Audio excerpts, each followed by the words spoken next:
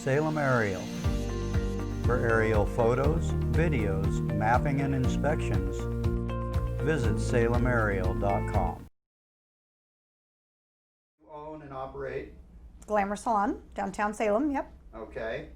And let's just go back to the beginning a little bit. Let's go back to where Governor Brown issued a lockdown order and told the businesses to close. Okay.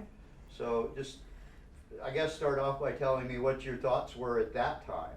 So at that time, we had very firmly believed that the pandemic, that is COVID-19, was a legit threat to our society and our community.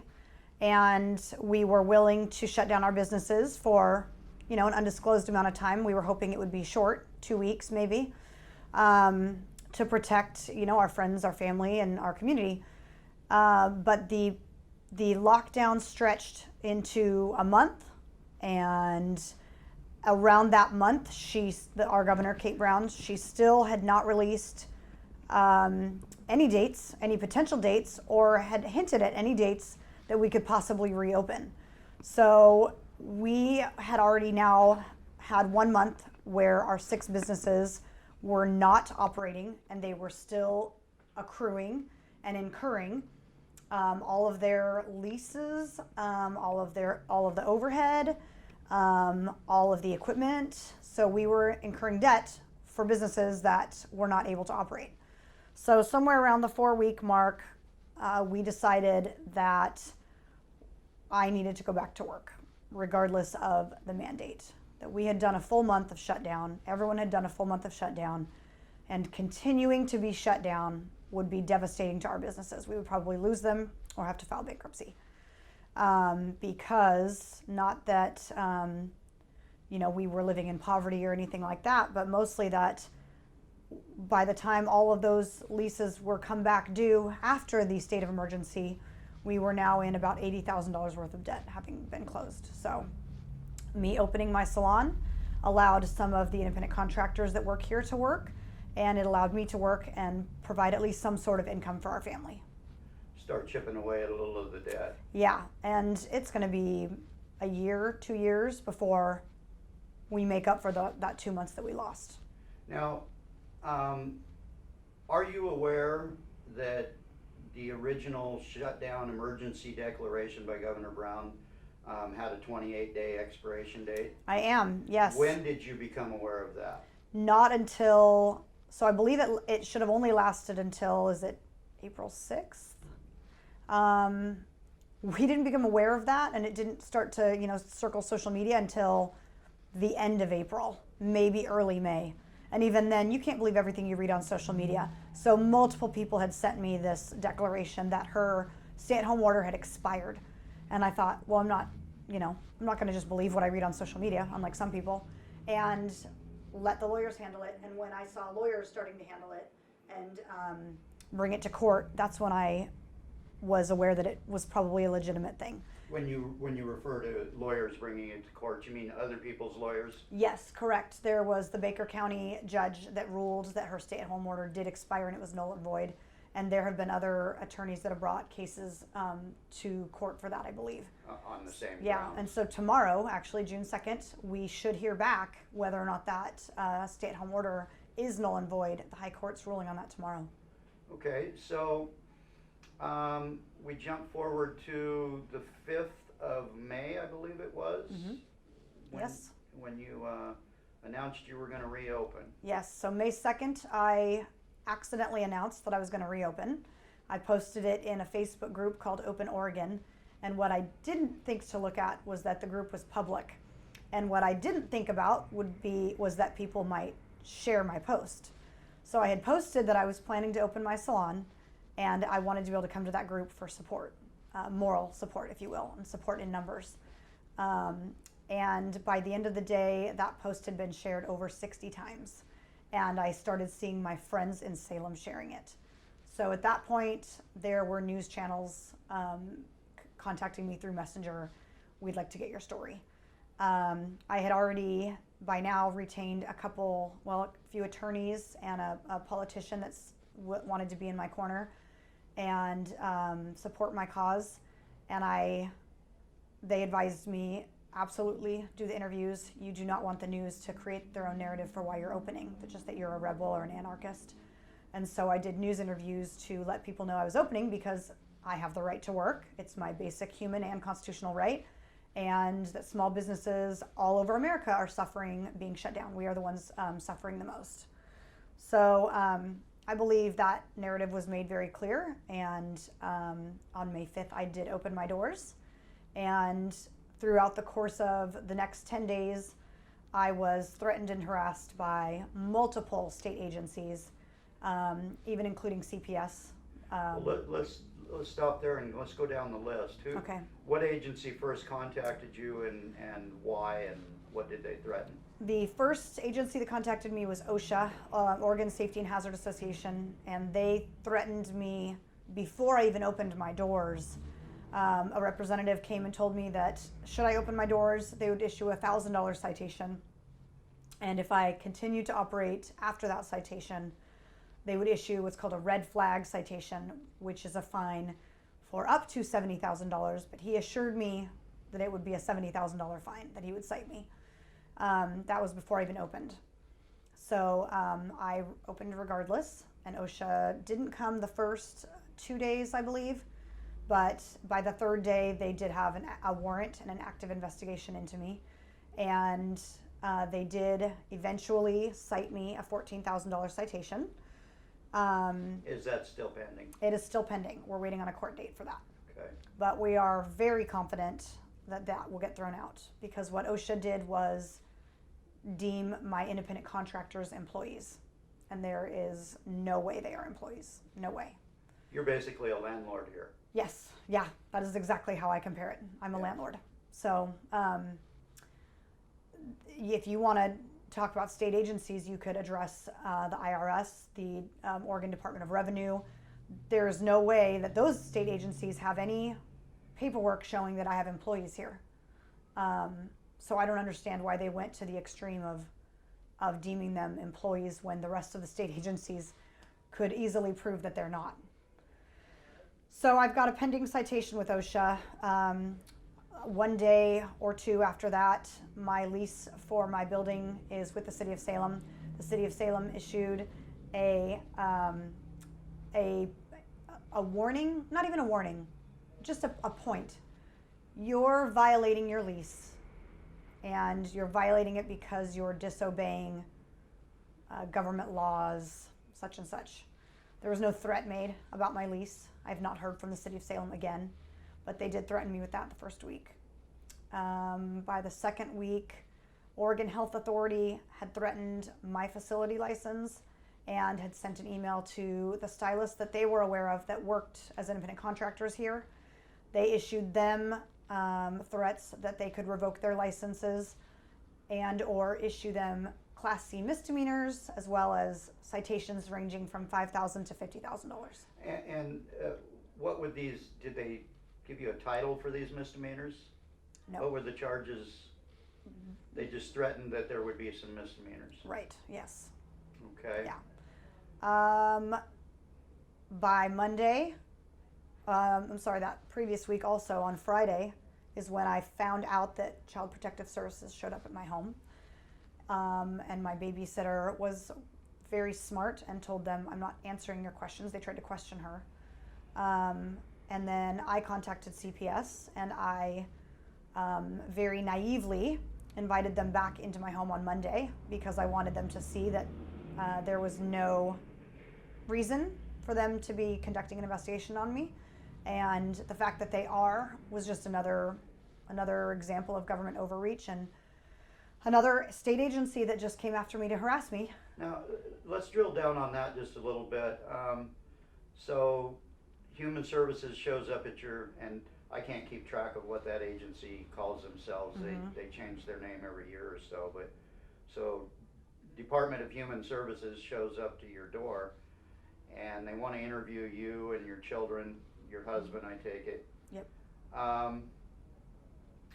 Did they give you a grounds? Was there a complaint against you? What Yes. What led them to show up there? So there was a complaint filed. It was a false complaint, of course, full of lies. And do you know who it was filed by? I do not. The caller chose to remain anonymous for good reason, because none of the claims are warranted and they were completely fabricated. But we do know the call was made the day after I opened my doors, which is very convenient. And we do also know that it was pushed through intentionally for no good reason.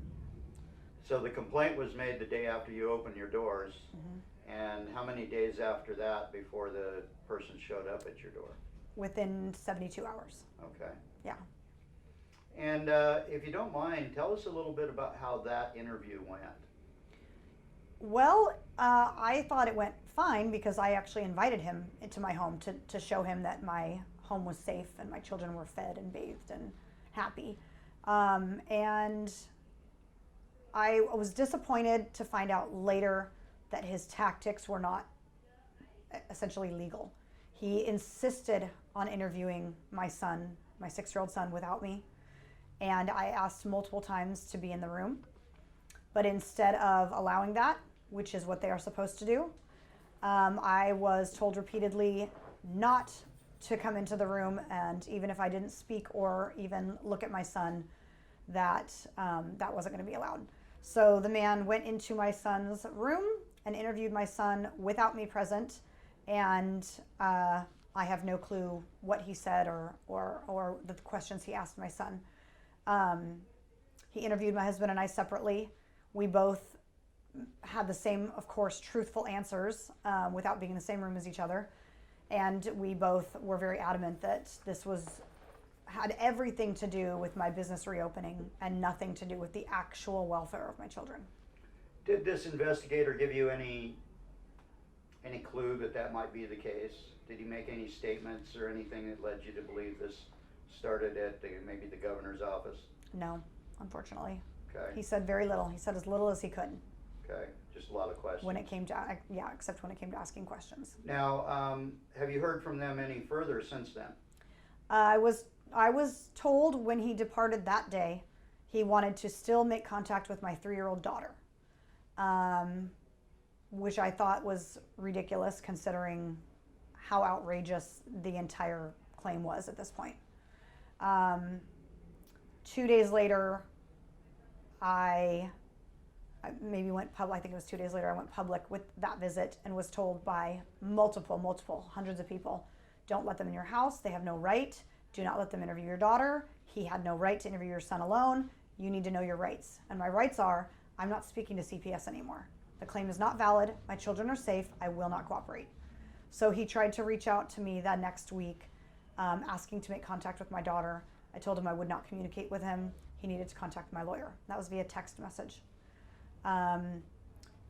We filed a tort claim and made that very public. And a tort claim is essentially a legal document from my attorney stating that we reserve the right to file legal charges later about this situation. And do not destroy documents, do not destroy paperwork, do not destroy evidence. You are hereby notified that we will take legal claim later, legal action. And that tort claim was filed against DHS? It included DHS, OSHA, Health Licensing Office, and the state of Oregon. And the day after that tort claim went public, Child Protective Services closed my case due to unfounded claims. However, what people don't know, and what I just found out, is that when you receive a CPS visit, that is forever in your file. It is forever on your record that at one point, child welfare had to visit your home. So if there's ever a second complaint, now there may appear to be a pattern. Exactly. It's tarnished my family's reputation and our well-being for life. Okay. So you opened on the 5th. How's that been going? It's, other than the harassment by the government, it's been great. It's been successful. We have, I'm guessing, millions and millions of supporters nationwide. I'm getting emails, texts, phone calls, Facebook messages, Instagram messages daily from supporters, and that's amazing. And they're coming from all around the world. All over the world, all over the nation, yeah. So overall, I accomplished what I wanted, was to open my business and work. and earn an income for my family. And so I am wildly successful at doing that. And that was really your only goal, wasn't it? It was really my only goal. I never wanted to be national news. I hesitated even coming out with the CPS visit. That was what broke the straw that broke the camel's back. The nation is appalled that the government would do that to me. I'm appalled, and that's what kind of made this whole story get blown up. And I didn't expect this much national media attention, but if it helps my voice be heard on behalf of all small businesses, I'm happy to be that voice because they need a voice. Small business owners need a voice. Okay. Speaking of these other small businesses, what kind of contacts have you had from other local businesses? Quite a few contacts. A lot of them are reaching out to thank me. Currently, we're experiencing riots. A lot of them have seen me guarding and protecting my salon with a lot of supporters, and they've actually asked me if I could help them get guards and supporters for their businesses. So I feel like the downtown is sort of rallying around the cause and looking to me to kind of help be their voice and get Oregon back open. Help facilitate a little. Yes.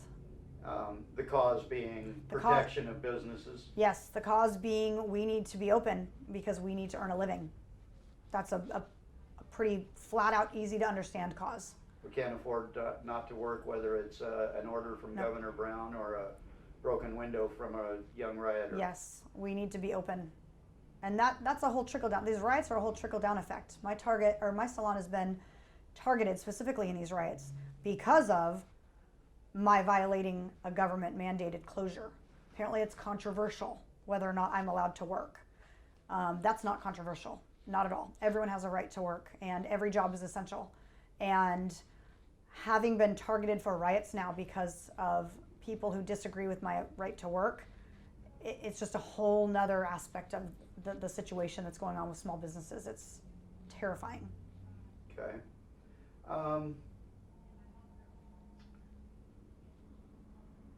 What have been some of the positives that have come out of this? There's been a lot of positives. National attention to a problem that no one else is addressing, except Shelley Luther in Texas and Carl the Barber, and I believe it's Michigan. There is a massive issue with shutting down almost every business in the nation. There are families that are now going to starve, be homeless. There's already been a rise in suicides, depression, obviously unemployment, which is a complete joke now. Most of the people suffering from this shutdown are business owners because employees are getting unemployment and they're getting bonus unemployment. Business owners are being turned down for SBA loans. They're having to fight endlessly for their PPP loans. And they are also being asked to take out loans for businesses they didn't need loans for previously. Why do we need to borrow money to survive, let alone thrive, and have to pay that money back later when we previously did not need that money? But unemployment does not need to be paid back. So we're killing small businesses, and we're killing the people that worked their whole lives to build them. What do you think needs to change?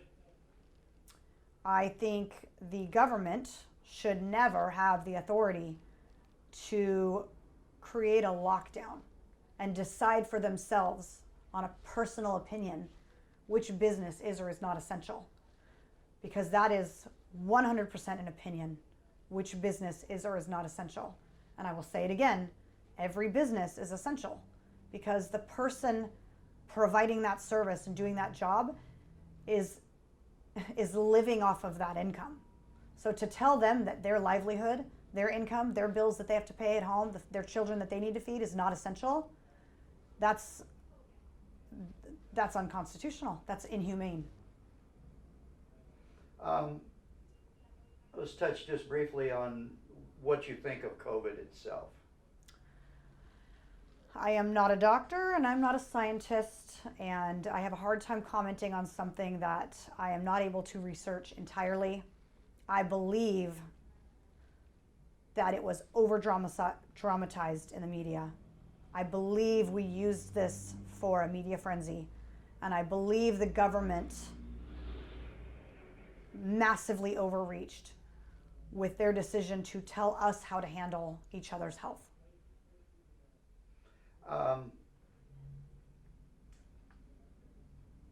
So now let's switch gears, and I understand that you have an announcement to make. Yes, a good one. Okay. You asked what positive things have come of this.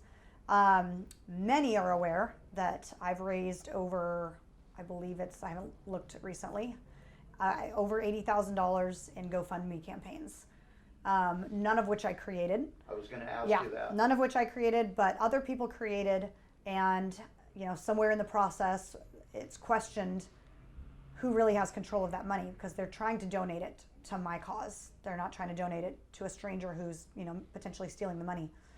So somewhere during the course of all of this, when the GoFundMe money was getting larger, they had to be transferred into my name because people wanted to make sure I was in control of the funds.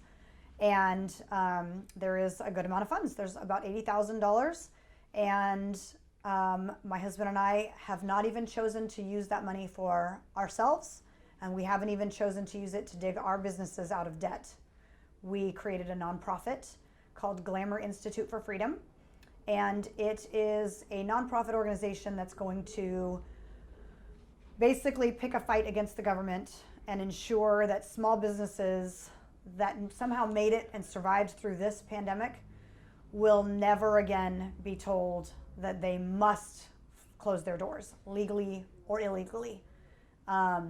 It will ensure the protection of small businesses against other massive government overreach, which is taxes that directly affect small businesses, laws put in place that inhibit small businesses. The entire point of the foundation will be to protect other business owners. Okay. And you and your husband are running that foundation? Yes, I'm the president, and we have elected a board that will help us make decisions on which causes and claims and situations we will tackle as a foundation. And all of the GoFundMe money is going into that foundation. Okay. Repeat the name of that foundation for everyone. The foundation is called Glamour Institute for Freedom. And if anybody thinks they need your help, how do they contact you? We are trying to set up a website for the foundation as well as an email account. Right now, they could contact me directly on my public page if they want more information for now. As well as the paperwork has been filed, the nonprofit exists. It's all public. Knowledge and accessible. So if they wanted to access the bylaws and what we stand for and who the board is, those documents are all going to be accessible to the public. Okay. And your public page you referred to, what is that? It's just called Lindsey Graham public page. On Facebook? Yes. Okay. Yes. Alrighty. How do you see the future?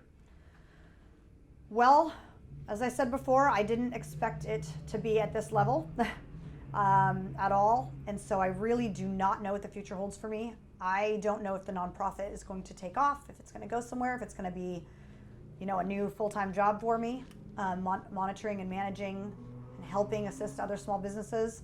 I would love that if that were the case. For right now, I just know that I am going to focus on continuing to do hair and run my salon and run our businesses and spend time with our family and see where kind of God has this path laid out for me.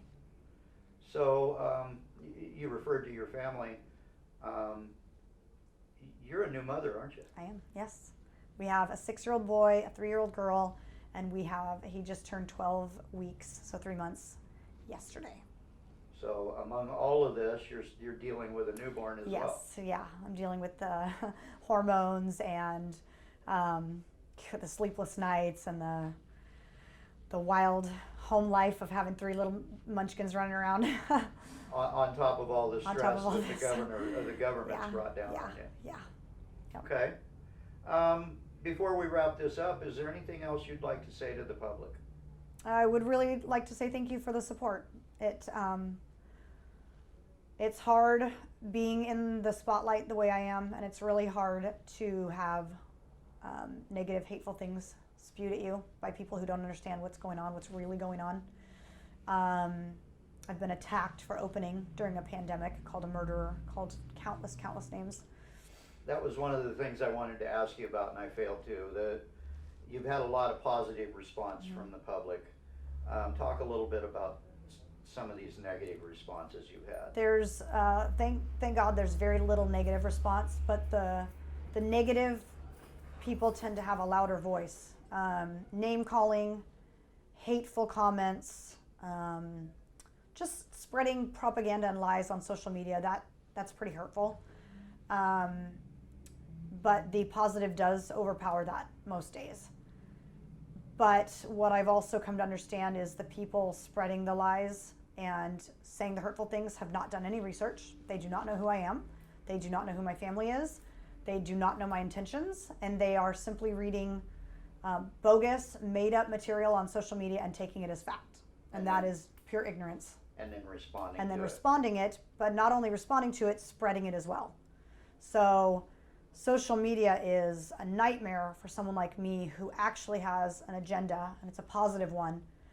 And people who've decided to make their own assumptions about me post what they want to post, and everyone else starts spreading it, and suddenly, because it's all over Facebook, it's fact, and that's not the case. So for the Americans that are sending me letters and messages and just spreading positive towards me and at me, I am really, really, really thankful. I need that to keep my spirits up. Okay, Lindsey, well, we'd just like to wish you some good luck. Thank you. I could use it. I'm in for the fight of my life. All right. Yeah. Well, I think the community here in Salem is glad and lucky to have you. Thank you. I appreciate that.